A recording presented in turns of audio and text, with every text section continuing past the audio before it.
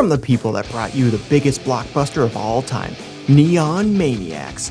Comes what's sure to be the biggest card trading game of all time. Neon Maniacs, we're not garbage pail kids. If you love the movie, you're sure to love the card game. It comes with all of your favorite characters in card form. There's Samurai Sam. Nobody slashes like Sam. Crossbow Chris, he's right on target. Of course, it also comes with Old One Eye. Try to find someone with less eyes that can still see. We dare you. Then there's this guy. He never got a name. In fact, we don't even know what he is. And my personal favorite, Zappy. He zaps stuff. So kids, make sure to ask your parents to get you Neon Maniacs. We're not garbage pail kids. And if they don't, just take the money out of their room and buy it yourself. It's going to be insane.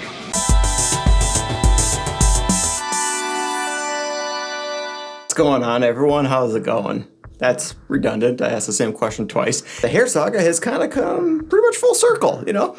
I'm back to short again. So growing up, my dad always taught me not to care what people think of you, you know? Like, just be yourself, which is fantastic advice, especially for you younger people. Be yourself. Unless you're a dick, then be someone else. Yeah, I mean, that's great advice. Unless I happen to be at my dad's house and his neighbor John is over, then that advice just goes right out the fucking window, you know? Okay, so story time. So as I said, I was at my dad's house for a birthday party, and when I went to talk to my dad, who I thought was alone outside, it turns out that his neighbor John was out there too. So my dad introduced us as we've never met before. Then out of nowhere, he decided that he had to sort of like justify my hair to his neighbor John. He said, oh, he's just trying out having his hair longer. Which of course led to an awkward pause, which I followed up by saying, you know, it's weird that you felt you had to say that, but okay. And we went on talking. Later, after his neighbor John left, when I brought it up again, my dad said that he could see how his neighbor John was looking at me, then looking at my dad, and he just knew he was gonna comment on it later. And I'm over here like, and? Who gives a shit what your neighbor John thinks? My dad.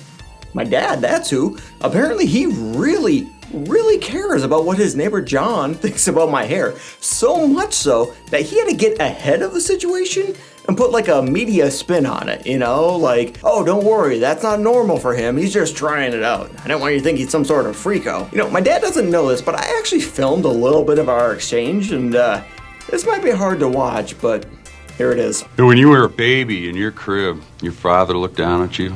Someday my son will grow to be a man. Well, look at you now. And after that, I cut my hair. You know, I didn't really have a choice. And I let my dad know, and then he texted back, quote, and really, once I said to myself, it's just a haircut, you know, I was pretty well fine with it, end quote. And my response was, whew, oh good, you know, I was so worried about you not being fine with my hair, I can finally sleep now. Alright, well today we're looking at Neon Maniacs, which came out on November 14th, 1986. It was written by Mark Patrick Carducci, and I believe he was Irish. He also wrote Pumpkinhead. It was directed by Joseph Mangini? The other movie he directed was Smokin' Flesh, but he was a cinematographer on Mother's Day. Neon Maniacs, or Nemacs as I like to call it, is about a group of teenagers in San Francisco who stumble upon a small army of monsters living inside of the Golden Gate Bridge. That sounds good, and I mean really, how can it not? I think it's about time we get into the movie. Oh my god! I had no idea what to expect, but this was not it! See, and that's what other people put in their videos to hook you. Think I should do that? We'll see. We begin with a prophecy, I guess we'll call it. When the world is ruled by violence and the soul of mankind fades. And how sweet is this guy's voice, right? The children's path shall be darkened by the shadows of the Neon Maniacs. I wish I could talk like that. Once upon a time. See, it's not even close. I won't even try. Then we open on this fisherman under the bridge, and as he's heading back home, he gets distracted with this skull and finds a set of Garbage Pail Kids cards. I mean, at least that's what it reminds me of. And I don't know why, but I actually kind of like the trading card setup, you know? I mean, don't get me wrong, I know it's cheesy, and no, the cards don't come up at all ever again in the movie, but for whatever reason, I like it. Maybe because it's different? I don't know. Either way, it's not good, but I enjoy it. Oh yeah, and the fisherman gets axed to trade, But those things are collector's items, man. I mean, he's not gonna trade. And the opening music does not set the mood at all for this movie being a horror movie, you know? I mean, it's kind of like The Mutilator in that regard. Then we meet Natalie and her friends. Yeah, they seem nice. She's played by Leilani Sarelli. I believe she's Norwegian, but she was also in The Harvest. Next we meet Steven, or Steven as his friends call him, played by Clyde Hayes. Although for this movie he was credited as Alan Hayes. 2 years before this came out, he was in Friday the 13th, The Final Chapter. I don't know if you've seen it, but it wasn't the final chapter. There were many more chapters after that. Steven likes Natalie, but they run in different circles. We also meet Paula, played by Donna Locke. Absolutely nothing else for her. But she is a big horror fan. I also can't tell how old she is. Like, I know she's supposed to be young, but I feel like she's actually at least in her 20s, because, like, the hat and everything seems like they're trying a little too hard to make her look young.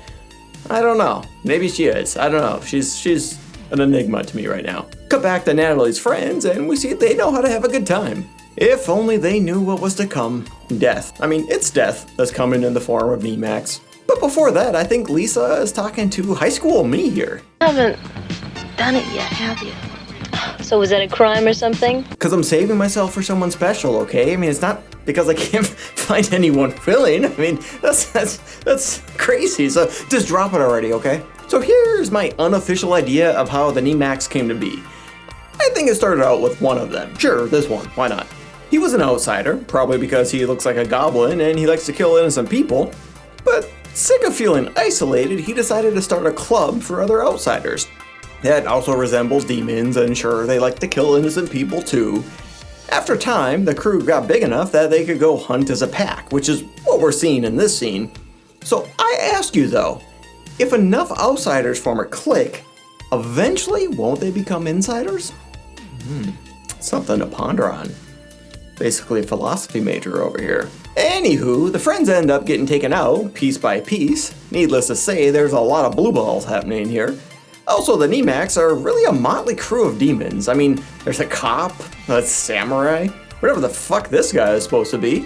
They could basically form another village people. I mean, this does take place in San Francisco, just saying. We do get a death here that I'm actually gonna rule as a suicide because say you're walking around with a noose for whatever reason. You know, I don't know your life, no judgment. But say you are, then someone runs headfirst into said noose and dies. Would you consider yourself a murderer? Of course not. I mean, that crazy bastard killed themselves with a noose you were walking around with. Again, for whatever reason. I don't know your life. So everyone else dies via suicide or other means. And just when it's getting pretty hairy for Natalie, the cops show up to save the day. Albeit not on purpose, but it still counts. None of the cops believe her, of course, and we meet the dingleberry that is Lieutenant Devon, played by Victor Brandt. Most recently, he did voice work for Metalocalypse Army of the Doomstar, which comes out this month. We hear that Natalie's parents are out of the country for a few weeks, and she decides to celebrate with a swim. Well, this thing watches her. Two things happen here. We see it can't swim, and that the apocalypse has apparently started. You know, I was about to tell all of you to go smash and grab while you still can, but let's put a pin in that for now. Paula has a friend whose dad is a cop, and he tells her about Natalie. Who was killed? That's the strangest part. They couldn't find any bodies or clues. So naturally, Paula goes to talk to her, but Natalie isn't really in the mood. We also see Steven is putting up these flyers. I wonder if that will come into play later. Paula decides to check out the non-crime scene. After one of her dead friend's sister causes a scene during lunch, Natalie gets sent home for a while. Hell, I mean, no parents and no school? Okay, so here's a dramatic recreation of what I would be doing in that situation.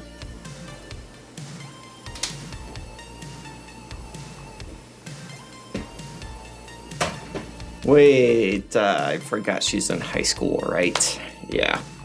Never mind. I probably shouldn't show you what I would have been doing alone in high school. Oh, it's dark. We see that Paula also likes making horror movies. Cut to Steven. Oh, well, it looks like he has the house to himself as well. Oh, my bad.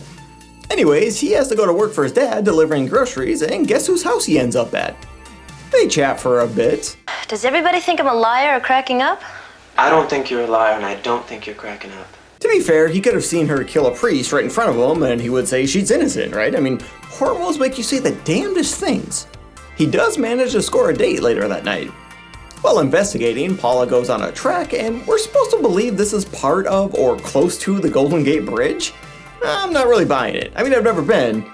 I'm still not buying it. Either way, she does find a suspicious door, but she gets chased off by the cops before she can explore. And apparently they hang around forever trying to find enough change for the vending machine. See, that junk food, that will kill you, man. Paula comes back to get some video proof and is undeterred about the abandoned cop car. After she sets up the Nemax Emerge, and as she's filming with night vision somehow, one of them falls into a puddle and starts bubbling.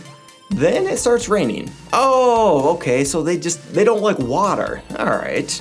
And either Paula is a terrible filmmaker or the Nemax can't be recorded. Maybe a little from column A, a little bit from column B.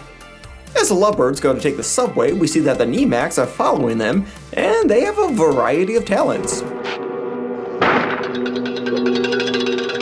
And for some reason, they seem to be locked onto these two, so they try to get away on the subway. The engineer gets taken out, and I mean, at least someone is having a good time here. This actually might be my favorite Nemac, I think. They get cornered, but before they can get cut down, the emergency brakes kick in and give them a chance to escape. I don't know enough about subway trains. Will they actually auto-stop like this? Because movies have led me to believe that they will not stop. Isn't that how Speed ended? So if you end up riding the bus at some point, be nice to the driver, man, because these are the kind of rude people they have to deal with. Hey, let us in! Take off! You get on my bus and start barking orders at me? No, not today, Satan. I'll drive this bus off a fucking cliff. It helps if you pretend that there's the inside of the bus behind me, like I'm driving. Natalie asks, a fair question. Yeah, but why are they after me?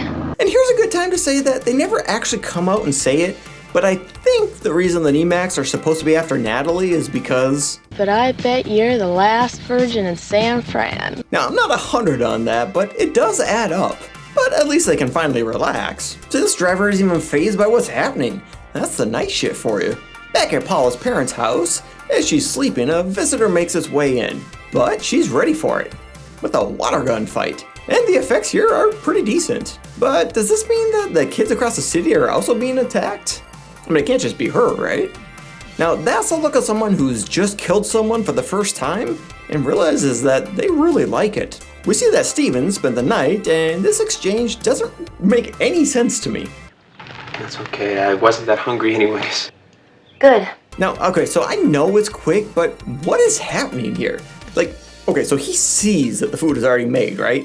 Then he says he isn't hungry, and Natalie, the person who made the food, just says, oh, good. Like, what kind of weird power play is that? You refuse something that wasn't offered, but you know is available and for you? This exchange is just wrecking my mind. Paula shows up at Natalie's house and lets them know that she's seen the Nemax too, and how she dealt with them. I finally did him in with a pail of water and a blast from the shower. So naturally, she concludes, Look, what I'm saying is that the only defense against these things is water. Water. So to be fair, she only tried like 3 things against them.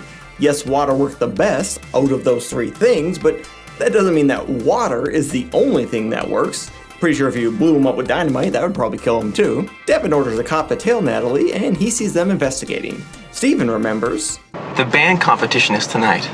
and comes up with a rock-solid plan. Now, if we can get enough squirt guns to the kids at the dance tonight... It'd be the safest place to be. Now, apparently this isn't supposed to be Halloween, it's just your average freak frolic night. But at least this way will make it really easy to spot the Nemax, right? Now, to say this is a very oddly balanced battle of the band would be an understatement to say the least. I mean, this just doesn't make any sense at all. Now, I'm not going to play the music because it might trigger a copyright issue, but you can kind of tell by how the bands are dressed how very, very different their music is. They also decide not to tell all the people they gave squirt guns to how they can help. We're wondering what the squirt guns are for. We plan on really cooking tonight. So here's how the Outlaw song starts out. Let me ruin your evening, a stranger said to me. Your new lover is my old lover, she set me free. And this is how Jaded song starts out.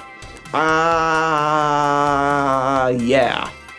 So different styles for sure, and this song really sucks too. Now as this is happening, the Nemax assemble and we see they've multiplied. By the way, I'm glad to see that Alex from Slime City showed up for this thing, and the Nemacs descend upon the school. And this poor bastard who just picked up an extra shift gets it first. Again, that's the night shift for you. Also, for some reason, this kind of feels like a scene they added later, the effects are good though.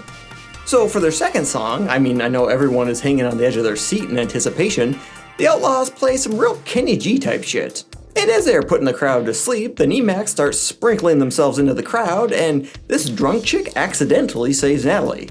See kids, alcohol saves lives. Not hers, but you get the idea. Paula sees them first and tells the others, and as Steven tries to now explain what is going on, this guy barges in and... The cop who has been following Natalie hears the shots and goes in and runs into one of the more attractive Nemacs. But unfortunately for him, the doctor is in. Okay, I thought that was pretty good. Shit starts getting really wild. Hell, the Toxic Avenger even shows up. But quick-thinking Paula grabs a fire hose and gives us a great shot. God, tough crowd, man. Okay. Now, I think this scene is awesome, albeit very short. Man, though, Paula goes on a rampage and definitely gives a bloodlust kind of look. The lovebirds get stalked around the school for a bit, but I do really enjoy the music. They find a safe place to hide, and now there's no doubt that Steven would be in the mood. But Natalie, something tells me after seeing people getting killed, she wouldn't be down to clown, she's not Paula after all. The cops show up and Devin interrogates the trio, and he's just as confused as the rest of us. These things are inside the Golden Gate Bridge, but they only come out at night. But he actually does act on their info, and they investigate the Nemax lair. And they came prepared, too. I don't know why, with everything else in this movie, for some reason it's too much for me that they would, 1, have gotten water guns, right? And 2, fill them up and transported them in the trunk. It's just too much for me. I don't know why. Again, with everything else, that's too unbelievable for me. Anyways, they don't find anything, and everybody heads out, except for Devin. He wants to take another look around, and when he checks out this truck...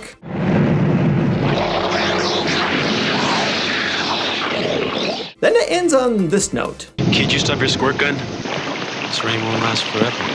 Fun facts? Yeah, anyone? Fun facts? I got fun facts. So this movie is essentially unfinished. They had severe budget restraints and production problems that caused a lot of cuts to the script and brought the film to a halt several times. One time, enough time elapsed that when they were ready to start filming again, a number of the Nemacs had to be recast because they were involved with other projects, which is why they have 2 different names in the credits. They also had to cut the final scene, which is supposed to be a battle between the trio and the Nemacs. The definition of maniac is a person exhibiting extreme symptoms of wild behavior, especially when violent and dangerous. So for the most part, that tracks with the Nemacs, but Neon? I don't know quite how that fits in. Back in 2019 in New York City, Isaiah Thompson was purposely pulling the emergency brake on subway cars during rush hour, delaying more than 700 trains. As of October 2019, he had been arrested 17 times for crimes involving the transit system. So do we believe this movie that subway cars stop themselves, or the ending of Speed where you end up in the middle of the street? I just don't know, So, am I crazy about this movie? I'm not even sure what I saw anymore. It's just okay, like I mentioned before, I actually do like the trading card beginning, and the effects aren't bad overall, but with the production issues, we do end up with a lot of questions, like, where do the Nemacs come from? How old is Paula? And is Natalie the last virgin in San Fran? Well, I guess, was she is more accurate. Unless they just did, hand-to-mouth stuff. If you want to check out a movie that isn't great, but isn't terrible, this wouldn't be a bad choice. If you do want to watch it, I'll put a link in the description where you can check it out for free. Also, if you haven't yet, go watch all my other videos. I need the views. The last one was Humanoids from the Deep. Now, there's definitely some fishman sexual assault happening in that one. A rape. Alright, I'll call it what it is. Yeah, they raped some people. But you should still check it out. My review, that is. You can watch the movie too if you want. Again, no judgment. Alright, well, I'll see you later.